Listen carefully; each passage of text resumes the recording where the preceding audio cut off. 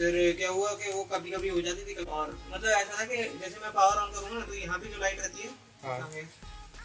एक लाइट लगी रहती वही, हाँ ये कैप्स लॉक में जो लगी है, हाँ। ये चालू हो जाती थी और स्क्रीन नहीं चालू होती थी, ये चीज़ थी। तो अलग चीज है।